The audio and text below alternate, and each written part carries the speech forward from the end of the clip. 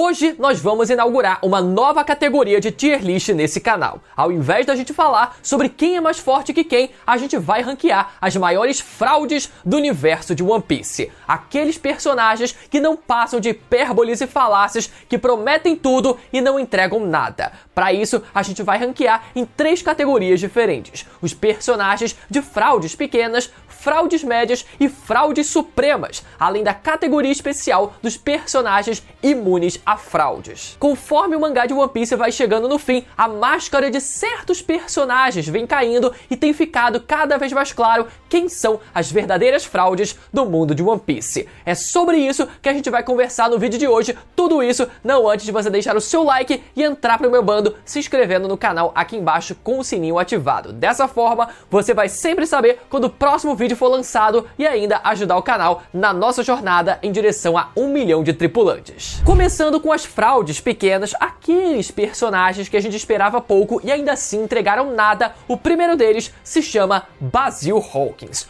Olha, o Hawkins era o meu supernova favorito do pré-time skip, tanto pela aura que ele passava, quanto pelas habilidades de previsão do futuro dele. O homem simplesmente ficou de cara para um almirante da marinha e nem sequer se levantou ou esboçou qualquer reação de medo na frente do Kizaru. O Kizaru chegou na cara dele e falou: "Ó, me dá uma informação." E o cara simplesmente cagou, nem sequer se levantou. Tudo bem que ele se fudeu depois, né? Mas o homem se manteve firme a todo momento. 2 anos se passaram e a gente achava que o Hawkins teria evoluído. Ao invés de 8 vidas, ele teria, sei lá, umas 100 ou 200 vidas tranquilamente para poder gastar com a sua habilidade. Até porque o Oda adora extrapolar nos números. Mas não, ele continuou num número ridículo de vidas e para fechar a tampa do caixão, ele ainda entregou essa informação de graça para o Killer e acabou perdendo de vez a luta. Por isso, como é que pode, cara? O segundo da nossa categoria de pequenas fraudes é outro capitão supernova chamado Eustace Kid. Sim, galera, a gente vai ter que falar sobre ele. Eu até pensei em deixar de fora, eu vou até aqui fazer um breve parêntese. Eu pensei em deixar de fora, mas eu vou ter que incluir. Como sabemos, Kid era o supernova com a maior recompensa no pré-time skip, mas quanto maior o número, maior a fraude. Kid voltou do time skip sem um braço, algo que não deveria ser motivo de hype nenhum. E depois descobrimos que ele perdeu esse braço para o Ben Beckman. Como diabos o cara conseguiu perder o braço para um cara que só ameaça atirar? A gente nunca sequer viu ele atirando na vida. Ele só anda com aquela arma random, aleatória, nunca carregada antes. E ele fica ameaçando com os outros e ainda assim o Kid conseguiu perder um braço de alguma forma mágica. Enfim, o problema mesmo foi a participação do Kid na batalha em Wano. Para qualquer pessoa sensata, ficou claro que o Oda não conseguiu passar a impressão de que o Kid teve o mesmo nível de participação que o Trafalgar Law na derrota da Big Mom. A impressão foi de que o Kid deu apenas um literal empurrãozinho para que a Big Mom fosse arremessada em direção ao magma com aquela arma, aquele canhão dele. Mas sendo bem sincero, até isso é complicado de defender. Afinal, como levar a sério uma arma laser que parece uma literal máquina de lavar? E se não fosse suficiente, depois dele achar que realmente mereceu ter recebido uma recompensa de 3 bilhões de berries, os números subiram a cabeça e o homem achou que poderia enfrentar outro Yonkou sem ajuda dessa vez. O resultado foi o que a gente viu: hit kill no pobre coitado e 2 anos fora do mangá. Eu sei que o histórico de One Piece não ajuda, mas já faz um bom tempo que ele perdeu a luta pro Shanks e eu tô realmente começando a achar que o Kid talvez esteja realmente morto. O terceiro personagem da nossa lista de pequenas fraudes se chama Edward Weevil. Olha, esse é um cara que eu tinha expectativas altíssimas e eu ainda tenho, na verdade, né? Mas eu reconheço que a maioria tava pouco se lixando pra ele. Conhecido então como o suposto filho de Edward Newgate, outra fraude que ainda vai aparecer nesse vídeo, o homem teve o seu poder comparado ao Barba Branca, jovem pelo Kizaru. E não, galera, o Kizaru não se referiu ao Shirão no início de carreira e nem se referiu apenas à força física, mas comparou o poder do Júnior ao Shirão na juventude, quando a sua força estava no auge. Porém, antes mesmo do Júnior sequer ter a chance de mostrar o seu poder pra gente, o pobre coitado foi capturado em off pelo Aramaki e provavelmente enviado para Impel Down. puta merda! Mas tudo bem, uma hora a besta vai sair da jaula e ele vai ter a oportunidade de mostrar o poder dele pra gente e por que ele foi comparado ao seu suposto pai Barba Branca. Outra fraude dessa categoria não é apenas um personagem, mas sim um grupo de personagens, os Piratas do Barba Negra. Sério, como é que o bando, que era pra ser o maior bando rival do Chapéu de Palha, é tirado pra merda de forma tão frequente e das formas mais ridículas possíveis? O coitado do Jesus Burgess até que voltou bem do time skip, roubando a cena no Coliseu Corrida em Dressrosa e empatando força com o Sabo, mas depois foi simplesmente obliterado. O Burgess virou literalmente um hambúrguer na mão do Sabo. Em Amazon Lily, Barba Negra decidiu levar a pior combinação possível para enfrentar a boa Hancock. Vasco Shot, o cara mais gado do bando, que virou pedra antes mesmo dele próprio pensar em ficar duro, se é que vocês me entendem,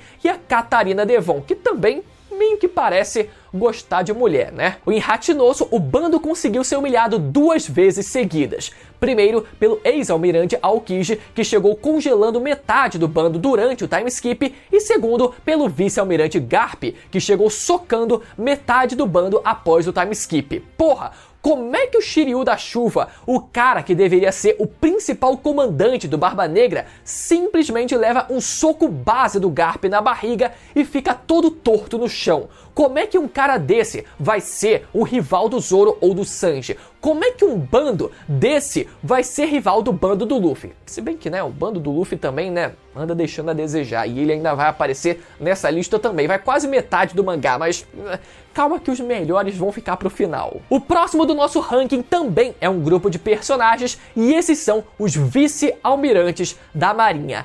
Quem lembra quando os vice-almirantes ainda tinham alguma moral antes do time skip? Quem lembra daquela cena da guerra de Marineford dos vice-almirantes de elite do quartel-general da Marinha? 2 anos se passaram e eles tiveram 2 destinos. Ou nunca mais apareceram, ou apareceram e foram humilhados. O vice-almirante Smoker voltou sendo humilhado 3 vezes no mesmo arco pelo LOL, pelo Vergo e pelo do Flamingo. O vice-almirante Vergo também foi derrotado pelo LOL, apesar de haver, né, controvérsias nessa vitória, aí nesse caso eu poderia passar meia hora defendendo o meu mano Vergo. O vice-almirante Maynard, quem lembra dele? Foi surrado em off e jogado no lixo pelo Bartolomeu em Dressrosa. O vice-almirante Bastille, também em Dressrosa, foi amassado que nem casca de ovo pelo Sabo, e depois de tudo isso, o Oda ainda teve coragem de introduzir um novo grupo de vice-almirantes em Egghead, como aquele cara com a cabeça de fimose. Indo agora para as fraudes medianas da nossa lista, vamos começar com o Sop.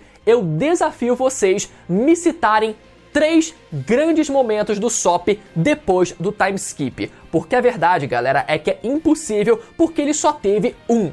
Parece que o único grande momento do Sop aconteceu em Dressrosa, quando ele despertou o hack da observação, conquistou aquela recompensa de 5 estrelas, a maior de todo o país, conquistou os seus milhares de seguidores e salvou o povo das habilidades da Suga. Momento muito foda, mas parece que o Sop ficou preso em Dressrosa, ou pior ainda, ele conseguiu regredir desde aquele arco, porque depois de Dressrosa, o Sop nunca mais usou ou desenvolveu o seu haki da observação, quiçá ter despertado outro poder. Então parece que o personagem voltou para o momento anterior a Dressrosa, já que ele nunca mais usou esse poder. É pior do que ele ter parado no tempo, ele tá conseguindo andar para trás. E para piorar, o arco de Elbaf, que era para ser o arco de destaque para o Sop, se tornou o arco da maior vergonha da vida dele. Eu poderia citar aqui também como o Sanji foi subaproveitado em Egghead, ou como o Zoro teve a sua pior luta da história em Egghead também, mas eu acho que a crítica vai para todos os Chapéus de Palha, que vem tendo uma participação muito fraca nesses últimos arcos. Falando em Elbaf, eu não poderia deixar de citar outra fraude relevante do mundo de One Piece, que é a raça dos gigantes.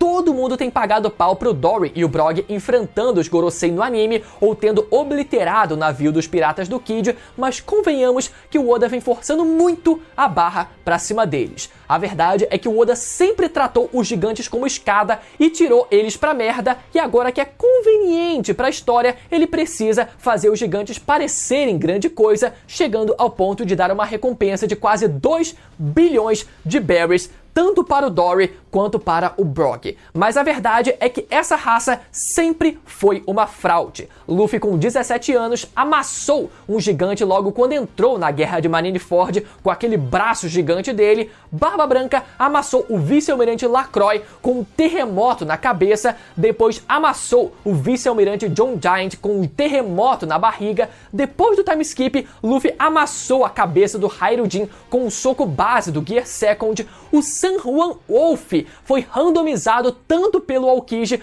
quanto pelo Garp, e eu nem preciso lembrar como o Dory e o Brog foram derrotados, ludibriados pelo Mr. Tree. Portanto, deem logo a ele uma recompensa de pelo menos 3 bilhões de berries, né? Pra combinar ali, né?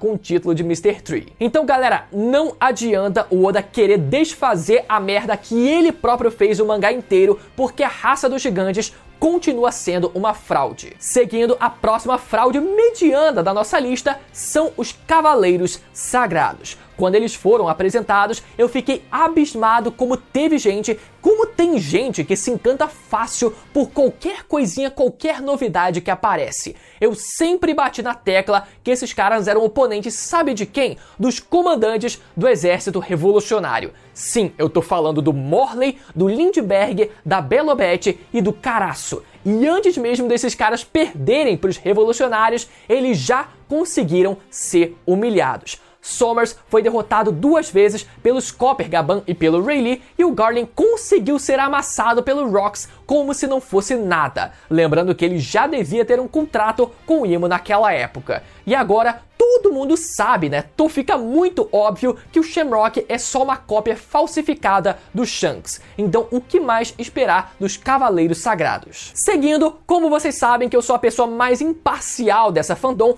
precisamos falar brevemente dos almirantes Fujitora e Ryokugyu. Sério, eu não aguento mais ver o Fujitora tacando meteoro em toda aparição que ele faz. Ele tacou o meteoro em Dressrosa mais de uma vez, pelo menos a primeira vez foi muito foda, isso não dá pra negar. Tentou tacar um outro meteoro em Marijoa, e até quando ele aparece num filme, que é o momento da Toei Animation, né, chutar o balde e quebrar o power scaling como ela sempre faz, a Toei decide fazer ele tacar um meteoro de novo, só que dessa vez era um meteoro muito maior.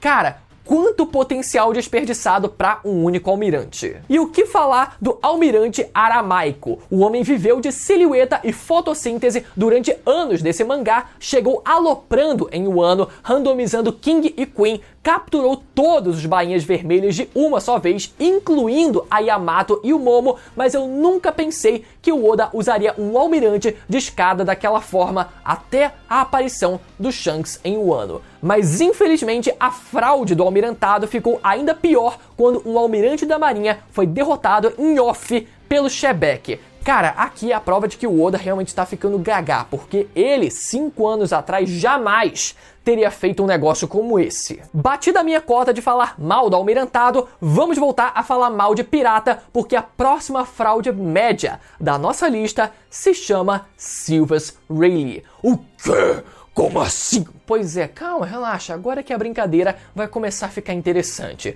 Vamos lá, vocês sabem que o Rayleigh passou anos da sua vida vivendo de hype ilusório pelos fãs, sem nunca ter derrotado alguém relevante durante toda a sua vida. O único que ele conseguiu vencer foi o Cavaleiro Sagrado Somers, mas até o momento desse vídeo ele não parece ter usado o Haki do Conquistador para isso. Então, teoricamente, nem o Somers foi derrotado. E ainda por cima, o próprio Rayleigh ficou cheio de ferimentos entretenimento sem nunca ter enfrentado ninguém relevante em God Valley. Todo mundo sabe também como o Rayleigh velho arfou em 5 minutos de luta contra o Kizaru, então se passassem mais 5 era capaz do Rayleigh precisar de uma bombinha de asma igual o Almirante Zephyr. No fim, todo mundo sabe que o Kizaru venceria aquela luta. Já em Amazon Lily, o próprio Rayleigh admite que não teria chance de vencer o Barba Negra, mas o real motivo do Rayleigh ser considerado uma fraude é porque metade dos seus feitos são filler. A cena dele derrotando, ou quase derrotando, supostamente derrotando o Luffy Gear 4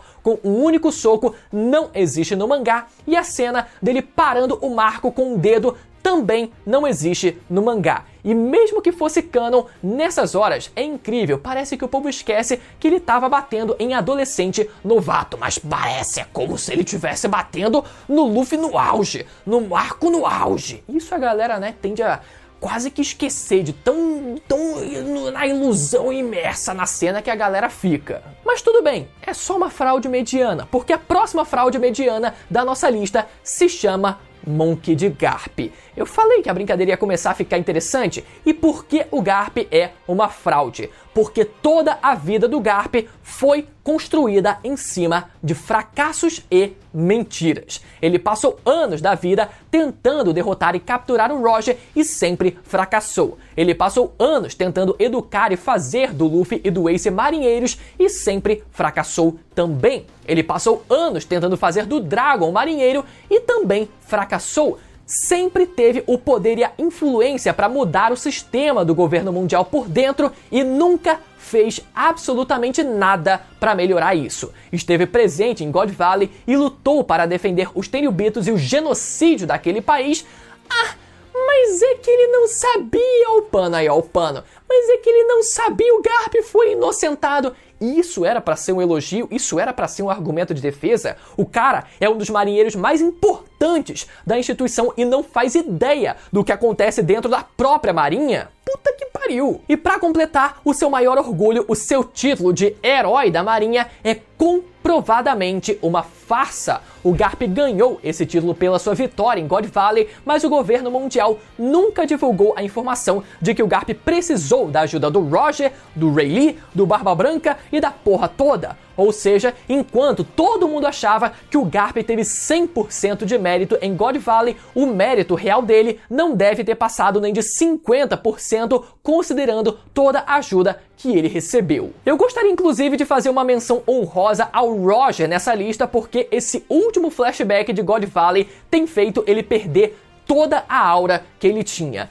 Quem lembra, galera, daquela aura de mistério toda que ele tinha no começo da história? Tudo bem que o mistério nunca dura para sempre, mas mesmo quando o Roger foi mais bem trabalhado no flashback do Oden, ele ainda tinha uma imponência absurda. Aquela cena dele abrindo o jornal e vendo a notícia do Oden foi simplesmente absurda. A cena do clash genérico dele com Barba Branca e depois a cena dele finalmente chegando em God Valley. Naquele flashback, o Oda conseguiu manter a imponência do Roger, mesmo que ele tivesse algumas cenas cômicas lá e cá. Mas agora, no flashback dos Rocks, parece que o Roger virou só alívio cômico. É o Roger sendo gado da Shaq, é o Roger sendo atropelado pelo próprio bando, então eu me pergunto como uma piada dessa conseguiu ajudar a derrotar o Rocks. E agora, falando da nossa categoria especial dos personagens imunes a fraudes, temos apenas um mesmo, e ele se chama Kaido, o Rei das Feras. Eu tenho percebido um certo fenômeno na fandom que é uma tentativa de transformar o Kaido numa piada, como se todos os feitos dele tivessem se tornado irrelevantes depois do arco de Wano. É como se qualquer personagem novo que aparecesse fizesse o Kaido parecer um merda. E eu só consigo pensar o quão Maria com as outras são essas pessoas a ponto de se impressionar com qualquer personagem novo que aparece. Basta um bonequinho novo aparecer que os caras já esquecem completamente o anterior. É mais um sintoma da cultura do descartável. Olha a filosofia da coisa, né? Pega um bonequinho novo e descarta o anterior. Agora esse é o meu favorito e o anterior vai pro lixo. Mas enfim, contextualizando, o pessoal tem tirado onda com o Kaido pelo fato dele ter levado um cacete do Shebeck, mas o pessoal não consegue desassociar que a gente tá falando de um Kaido com 17 anos de idade, eu não lembro agora a idade dele exata, contra um Shebeck no auge. Os caras acham que as 8 derrotas do Kaido foram todas com ele no auge, mas é capaz de mais da metade ter sido com ele novato ainda. Os caras esquecem que o homem tinha o título de criatura mais forte antes do time skip e depois herdou o título de pirata mais forte do Barba Branca. Não foi o Shanks, não foi o Barba Negra e não foi a Big Mom que herdou, foi o Kaido. Vocês esquecem que precisou juntar os supernovas mais fortes, todos os bainhas vermelhas, a Yamato e o Momo e o Luffy perdendo 5 vezes seguidas até finalmente conseguir vencer o Kaido. E com o Kaido tancando tudo de peito aberto até o fim.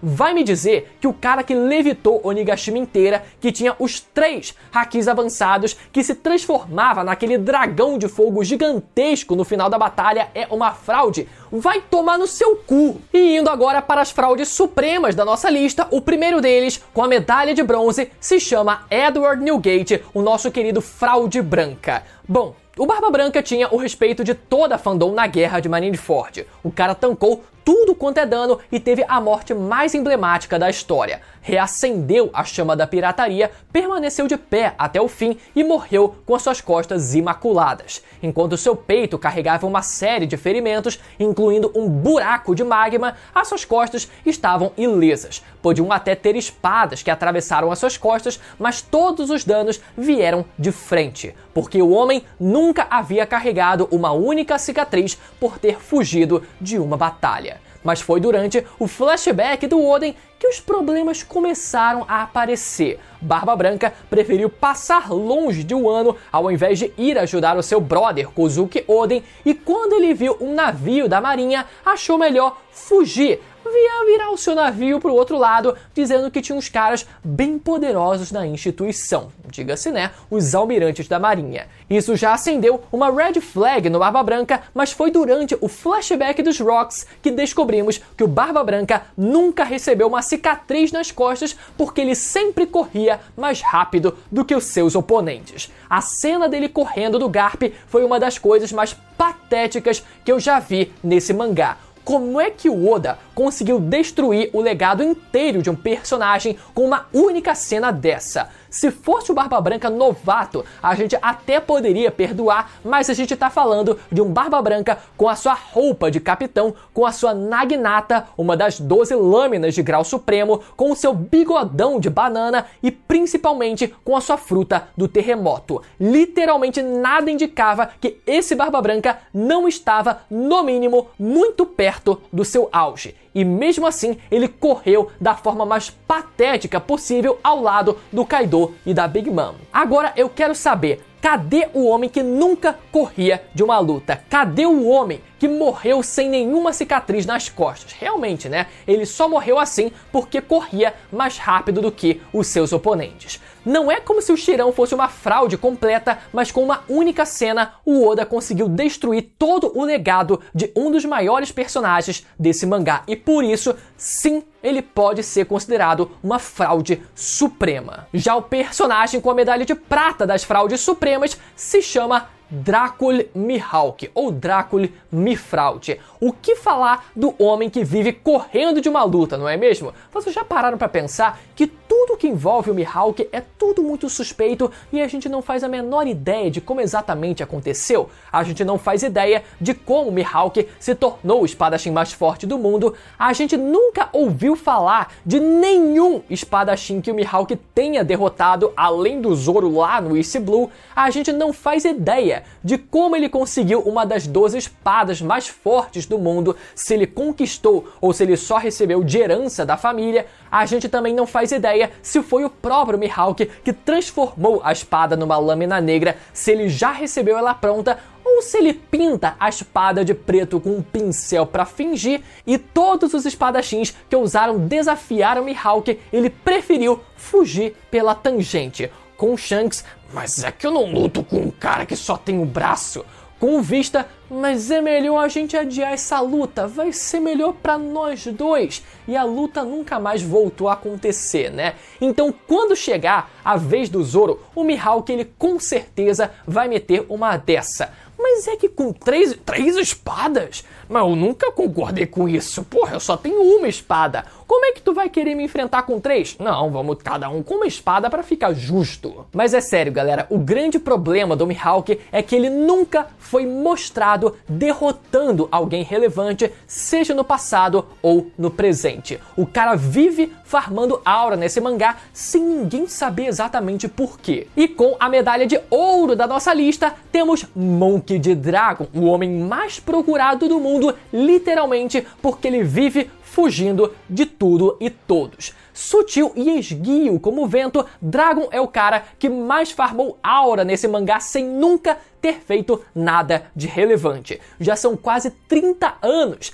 de publicação e até agora nada. A única cena relevante dessa fraude faz mais de 1000 capítulos e aconteceu lá no capítulo 100, quando ele é apresentado oficialmente, salva a vida do Luffy e lança um discurso muito foda. Foi isso, acabou. O Dragon é o meme literal do meu trabalho aqui está feito. Pega a capa e vai embora. O cara presenciou o Ivankov e o Inazuma serem presos em Pell Down e não fez nada. O cara deixou o Bartolomeu Kuma se sacrificar e não fez nada para impedir. O cara viu a Jinny ser sequestrada e violada pelo governo mundial e não fez nada. O cara viu o Sabo morrer pela 10ª vez em Lelouch e não fez nada. O cara viu o Luffy quase morrer em Marineford e também não fez nada. E eu garanto que eu tô esquecendo de mais alguma cena em que ele também não fez nada. Como é que um cara desse, que sacrifica todo mundo, é diferente de um Akainu, por exemplo? E mais, além do Dragon não fazer nada, ele decidiu que também não ia falar nada, não ia comentar nada sobre nada.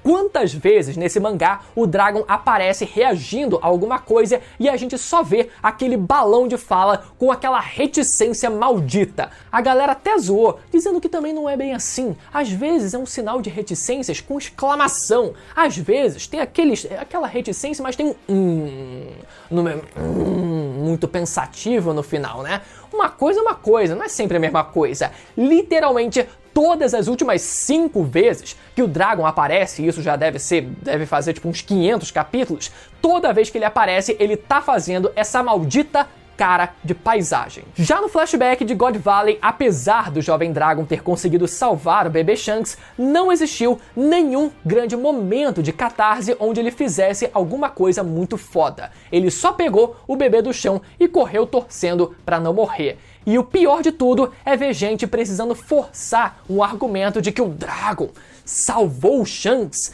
que salvou o Luffy depois no futuro e que o Luffy que vai salvar o mundo e ficar nesse efeito dominó infinito pra tentar hypar o Dragon de alguma forma. Cara, ele só salvou um bebê. Ele não sabia que era alguém importante, ele não teve... As influências futuras não tiveram nada a ver, não engrandecem o fato dele ter salvado um bebê ali naquele momento. Ele poderia ter salvado de uma forma mais épica. Inclusive, créditos para o meu brother Tassiano, do canal Mangazê. Então, olha o nível de desespero pra tentar caçar algum mérito pro Dragon, ficar nesse efeito cascata infinito. Mas o pior de tudo não é nem o Dragon não fazer nada ou não falar nada. O pior é que quando ele teve a oportunidade de fazer alguma coisa, ele fugiu com o dragão entre as pernas. As pessoas esquecem que quando o bando do Barba Negra invadiu a ilha de Baltigo, a principal base do exército revolucionário, o Dragon nem sequer tentou defender a própria ilha. Ele só correu do Barba Negra.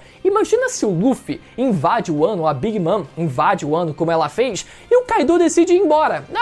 20 anos de legado pra trás. Não, realmente, pode ficar com o país, eu nem queria mesmo, e vai embora. Foi exatamente isso que aconteceu com o Dragon. O cara simplesmente fugiu da principal base dele e deixou tudo pra trás. Agora, sério, eu acho que o que mais incomoda é ver o Dragon sem fazer nada e nem falar nada, enquanto todo mundo, todos os grandes players do mundo de One Piece, no clímax desse mangá, estão fazendo alguma coisa e ele é o único que não. Por isso, ele merece a nossa medalha de ouro das fraudes supremas do mundo de One Piece. Se você ficou até o final e curtiu esse vídeo, concorda? Discorda? Você acha que eu fui imparcial demais? Acha que eu deveria ter batido mais em alguém? Deixa aqui nos comentários que eu quero saber. Se você ficou até o final, lembra de curtir o vídeo, conferir a subscrição no canal com o sininho ativado para não perder os próximos e também aproveitar para assistir os vídeos anteriores que vão aparecer na tela agora para você ir lá assistir. Até a próxima. Esse vídeo ficou mais longo do que eu pensava, mas eu precisava. Cara, lista de One Piece, vocês sabem que eu vou fundo. Até a próxima. Tchau.